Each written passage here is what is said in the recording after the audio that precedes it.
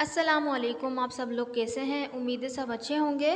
इस तरह के सेंटेंसेस हम डेली यूज़ में अक्सर बोलते हैं, जैसे कि इस पर झपटो मत, स्टॉल लगते ही लोगों की भीड़ लग गई, उसे स्कूल से निकाल दिया गया, क्या आपने मुझे आवाज़ दी थी, दूध गर्म करना है याद दिला देना। इस तरह के अल्फाजों के लिए हम क्या वर्ड्स इस्तेमाल करेंगे, जैसे कि झपटना, भीड़ लग जाना, निकाल देना, आवाज़ देना और याद दिला देना। इस तरह के अल्फाजों के लिए हम क्या वर्ड्स इस्तेमाल करते हैं और इनको किस तरह से सेंटेंसेस में यूज़ करते हैं, आज इस वीडियो में हम देखने वाले हैं। तो इसी तरह की यूज़फुल वीडियोस मैं इस चैनल पर अपलोड करती रहती हूँ। अगर आपने इस चैनल को अभी तक सब्सक्राइब नहीं किया है तो सब्सक्राइब कर लें और बेल आइकन पर ज़रूर क्लिक कीजिएगा ताकि आने वाली वीडियोज़ की नोटिफिकेशंस आपको बर वक्त मिल जाएँ। और इस वीडियो को लाइक भी कर दीजिएगा, इससे मेरा हौसला बढ़ता है। So let's begin. First word है हमारा पाउंस ऑन। पाउंस ऑन यानी झपटना, ठीक है। एक फ्रेजल वर्ब है ये, देखें पीएच और डॉट वी मतलब फ्रेजल वर्ब का मैंने शॉर्ट लिखा हुआ है, फ्रेजल वर्ब है ये। और अगर इसकी सेकंड फॉर्म होगी पाउंस की, अगर जैसे कि सेकंड फॉर्म चाहिए होगी तो पाउंस्ड हो जाएगा, ईडी लग जाएगा यानी डी लग जाएगा, पाउंस्ड हो जाएगा, पाउंस्ड ऑन। और थर्ड फॉर्म भी पाउंस्ड ऑन, ठीक है। तो इस तरह से इसको हम प्रोनाउंस करेंगे पाउंस्ड ऑन, ठीक है, pounced on. So let's see with the help of sentences. First sentence इस पर झपटो मत, इस पर झपटो मत। तो झपटो मत ये हमारा एक इम्पेरेटिव सेंटेंस है जो कि कहाँ से शुरू होता है, डायरेक्ट वर्ब से शुरू होता है। और क्योंकि ये एक मना करने वाला सेंटेंस है, इनकार कर रहे हैं कि इस पर झपटो मत, तो डोंट से शुरू होगा। डोंट पाउंस ऑन दिस या इट भी लगा सकते हैं, ठीक है।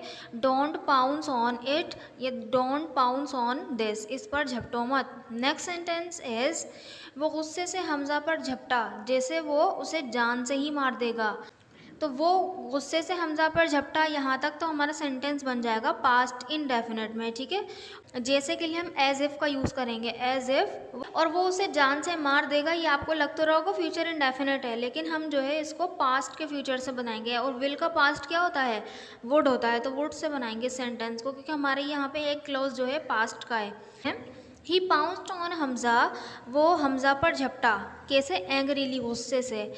ही pounced on Hamza angrily as if he would kill him, he would kill him. He will नहीं आएगा क्योंकि यहाँ पर एक क्लॉज जो है हमारा पास्ट इंडेफिनिट में। इसी तरह से हमारा जो आगे वाला फ्यूचर वाला सेंटेंस बनेगा वो भी पास्ट का फ्यूचर बनेगा जो कि वुड होता है, ठीक है। ही वुड किल हिम, ठीक है।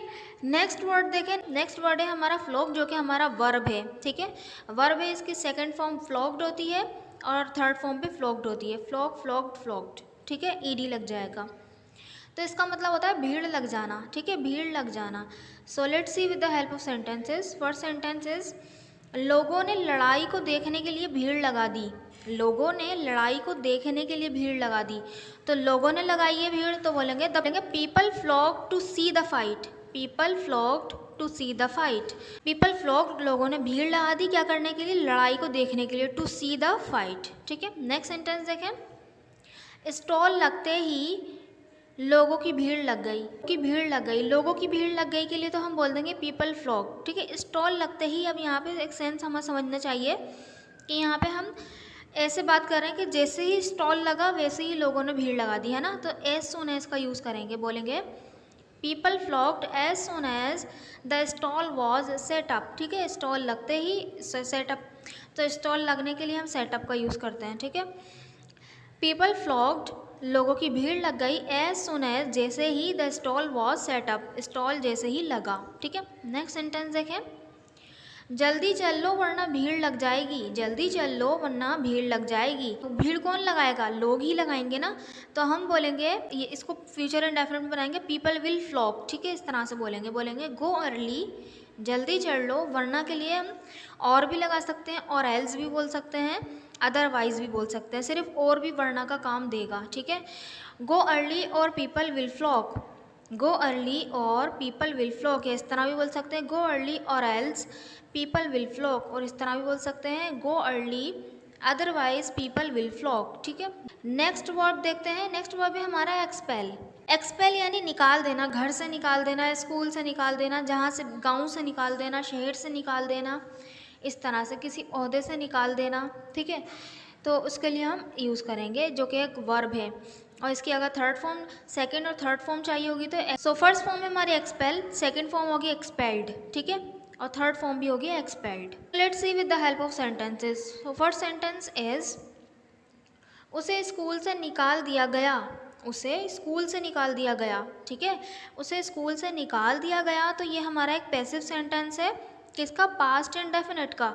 सब्जेक्ट के बाद वॉज वर आता है, फिर उसके बाद वर्ब की थर्ड फॉर्म आएगी, तो एक्सपेल की थर्ड फॉर्म एक्सपेल्ड, ठीक है, तो फ्रॉम स्कूल आ जाएगा, वो तो स्कूल से निकालना, तो हम बोलेंगे he was expelled from school. He के साथ वॉज लगता है, हमें पता है ना, he was expelled from school, क्योंकि ही क्या है, थर्ड पर्सन सिंगुलर है।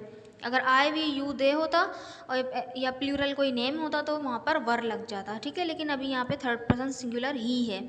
ही, शी, इट और एनी सिंगुलर नेम होता है तो वॉज लगता है।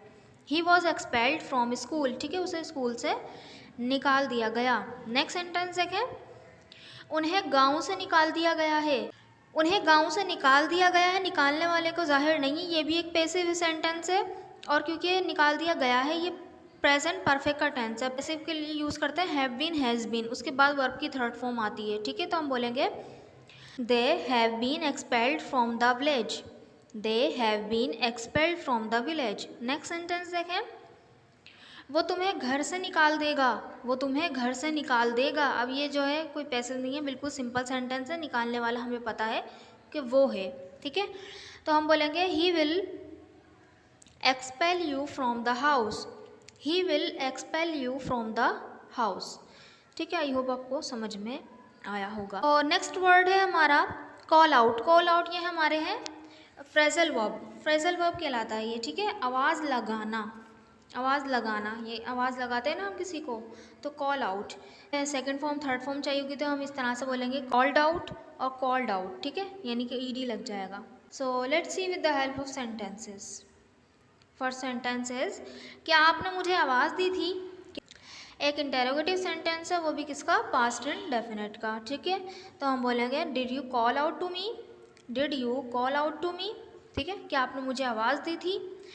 नेक्स्ट सेंटेंस देखें, आप मुझे आवाज़ क्यों दे रहे थे, ये भी एक इंटेरोगेटिव सेंटेंस है, वो भी डबल इंटेरोगेटिव, जो कि हमारा WH फैमिली से शुरू होता है, तो बोलेंगे why were you calling out to me, why were you calling out to me, ठीक है।